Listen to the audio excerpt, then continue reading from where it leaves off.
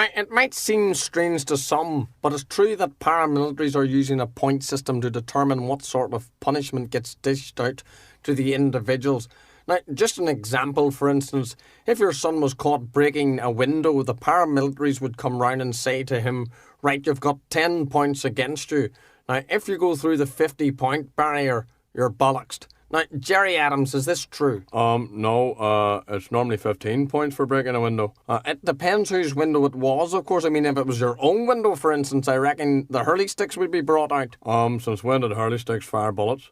I don't think so. So are you saying this is a point system used by paramilitaries on both sides? Yes, there is. And before you criticise, I think this is a better method because young hoodlums are getting a second chance and indeed maybe a third chance. Ian Paisley, do you agree with this point system? I certainly do not agree with this point system. The next thing he'll be introducing is a yellow and red card, a yellow for a booting and red for lead. I say leave it to the RUC and let them sort it out. What do you mean you want the RUC to sort out the kickings and start the shootings? I don't think so. Jerry Adams, do you think the RUC can handle thuggery? Maybe a bit of buggery, but I don't know about thuggery. Here, we're talking about the RUC, Mr. Adams, not the dirty paedophile priests. Right, the Reverend William McCrae, we want to ask you, does this point system work? No, it certainly does not, because let me say, you're only giving these gangsters a chance to do it again. And I suggest that it's time to chop their hands off.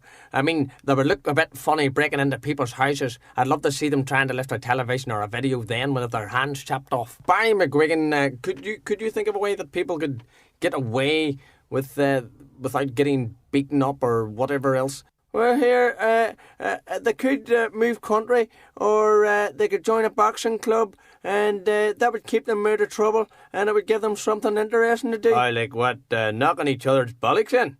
Fuck's sake, Barry, you're polluting the air. What they need to do is go and join the army. Well, if I can say, we have vacancies in the Belfast Brigade, and if anyone wants an application form, we'll send it out to you, and you'll get an interview with Alex Maskey.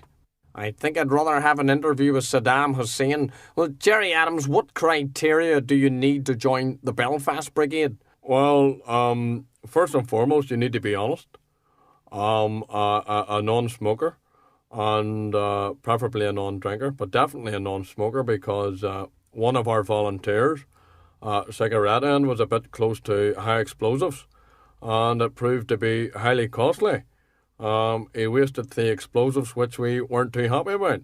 Well, what about the gentleman in question who was smoking the cigarette? Well, we haven't seen him about, but we don't know where he is. But he may turn up at some point. Right, well, trying to take these young people to the streets doesn't really help John Hume, does it? But let me tell you something, if they're off the streets and in their houses, then they're okay. They're out of harm's way. What we need to do is get more community centres built. We need the government to put more money into projects for young people. Now, I really do think that this is the way forward.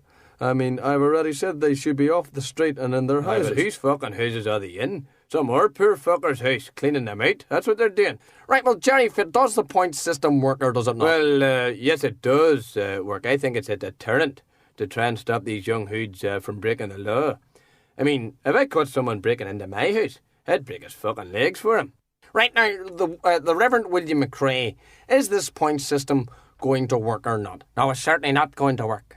And I've been at some of the families of these young men who've been beaten with bars, sticks, and some have even had nails embedded in their skin. Well, Jesus Christ, had nails embedded into his skin, and I don't hear anybody fucking yapping about that there. But hold on, they weren't at the end of the baseball bat, were they, Mr. Fit? Right, Sir Patrick Mayhew, we've covered this subject before, and you said that you're going to do something about it, you and the British government. We haven't seen any evidence of this. Well, the plain truth is that the British government forgot all about it.